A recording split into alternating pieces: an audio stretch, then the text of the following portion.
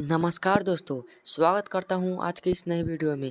इस वीडियो में मेरे भाई वर्णिका क्लास 10th का जो वर्णिका है उसका ऑल बुक का ऑब्जेक्टिव क्वेश्चन लाया हूं। पूरे मिलाकर काफ़ी ज़्यादा इम्पोर्टेंट होने वाला है ये वीडियो। तो चलिए वीडियो की शुरुआत करते हैं। लगभग 30 से 35 क्वेश्चन होगा और पूरे वर्णिका का है, वन शॉट है। ठीक है, आओ पहले क्वेश्चन को पढ़ते हैं। उससे पहले अगर आप चैनल पर नए हो तो चैनल को सब्सक्राइब जरूर करिएगा, वीडियो को एक लाइक कर देना। पहला प्रश्न, वीडियो को पूरा देखिएगा, अंत तक देखिएगा, काफ़ी ज़्यादा मज़ा आने वाला है। दही वाली मगम्मा के लेखक कौन है? मैं इस वीडियो में यह भी बताऊंगा कौन से प्रश्न आपके लिए इंपॉर्टेंट है और कौन से प्रश्न को आपको छोड़ देना चाहिए। दही वाली मगम्मा के लेखक कौन है? दही वाली मगम्मा के लेखक है मेरे भाई, कौन है? श्रीनिवास जी। एक क्वेश्चन आप पूछता है कि श्रीनिवास जी का जन्म कहाँ हुआ था? तो बेंगलुरु कर्नाटक में हुआ था। ठीक है, बेंगलुरु कर्नाटक में हुआ था, याद कर लेना। अगला प्रश्न है, मगम्मा क्या बेचती थी? ये सब प्रश्न बहुत ज़्यादा इंपॉर्टेंट है। मगम्मा क्या बेचती थी? तो दही वाली मगम्मा चैप्टर का नाम है, तो मगम्मा दही बेचती थी। राइट आंसर बी हो जाएगा। ठीक है, बी आंसर राइट आंसर होगा। अगला प्रश्न है, दही वाली मगम्मा कहानी का प्रमुख पात्र कौन है? तो दही वाली मगम्मा जब कहीं रहा है कहानी, यहाँ पे मगम्मा है, तो इस कहानी के प्रमुख पात्र भी मगम्मे हो गए। ठीक है, राइट आंसर बी होगा मेरे भाई। अगला प्रश्न है, दही वाली मगम्मा किस शहर में दही बेचा करती थी?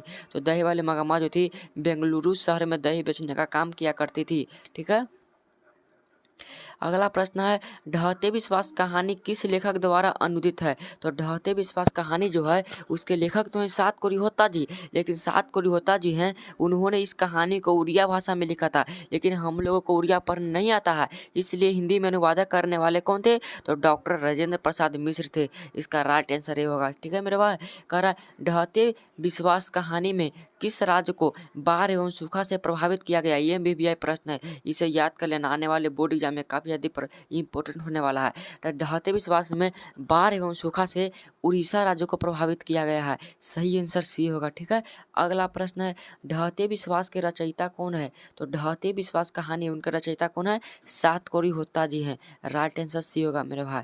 अगला प्रश्न है, लक्ष्मण कौन था? तो लक्ष्मण जो था लक्ष्मी की पति था। लक्ष्मी का पति कौन था? लक्ष्मी का पति जो कलकत्ता शहर में काम करता था। लक्ष्मण कहाँ काम करता था? बताओ इसका सही जवाब। लक्ष्मण कलकत्ता शहर में काम करता था, राइट आंसर सी होगा। कर लक्ष्मी के पास कितने बीघा का खेत था? तो उसके ससुर जी 1 बीघा खेत छोड़कर चले गए थे पूर्वज। लक्ष्मी किसके घर के अपना गुजारा चलाती है? तो तहसीलदार साहब के यहाँ काम करके अपना घर चलाती है।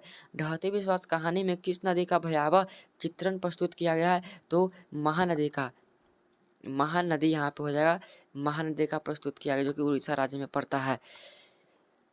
इस तरह पागल पुत्री को माँ ही पाल सकती है, यह किसकी युक्ति है? तो ये मेरे भाई समाज के लोगों की है। समाज के लोगों की कहा कहते हैं कि ऐसी पागल पुत्री को सिर्फ माँ ही पाल सकती है। मंगू को पागलपन का रोग कब से था? तो जन्मजात से, जन्म से पहले से, जन्म लेने से तुरंत ही हो गई थी। जन्म मंगू के अलावा उसकी माँ की कितनी संतानें थी?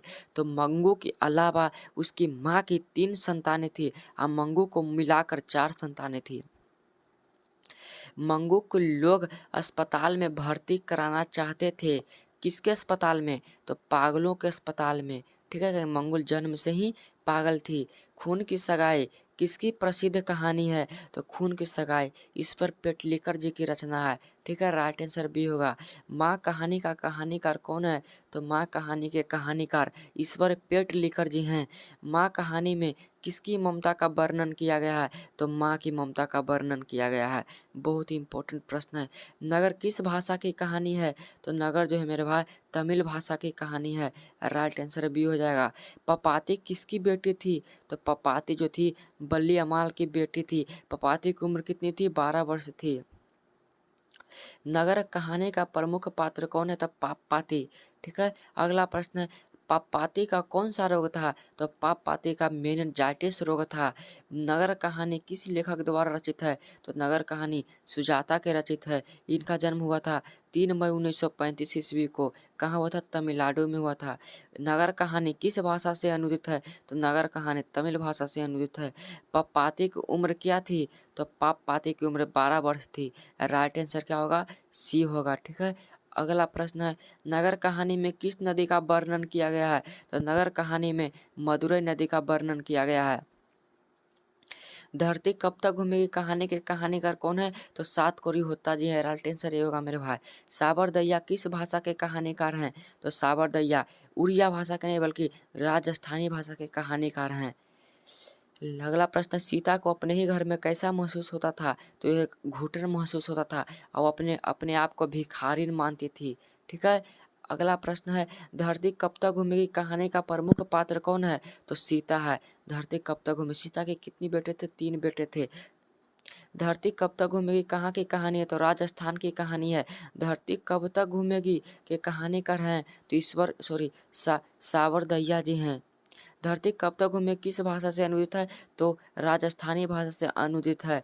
अगला प्रश्न है, सीता के बेटों ने कितने रुपए महामारी खरीदने का निर्णय किया था? 50 रुपये महामारी खरीदने का निर्णय किया। धरती कब तक घूमे कहानी लुचित है तो सावर दैया ने इसका अनुवाद किए थे। धरती कब तक घूमेगी शीघ्र कहानीकार कौन है? तो सावर दैया जी हैं। धरती कब तक घूमेगी कहाँ की कहानी है? राजस्थान की। धरती कब तक घूमेगी किसकी प्रधानता की गई है? तो नारी की प्रधानता दी गई है। तो मेरे भाई वर्णिका का हमने 40-45 क्वेश्चन करा दिया। आपको कितना सही हुआ कमेंट में जरूर बताना। वीडियो को एक लाइक जरूर कर दो, चैनल को सब्सक्राइब कर दो। मिलते हैं इस तरह के अगले वीडियो में, तब तक के लिए जय हिंद, वंदे मातरम।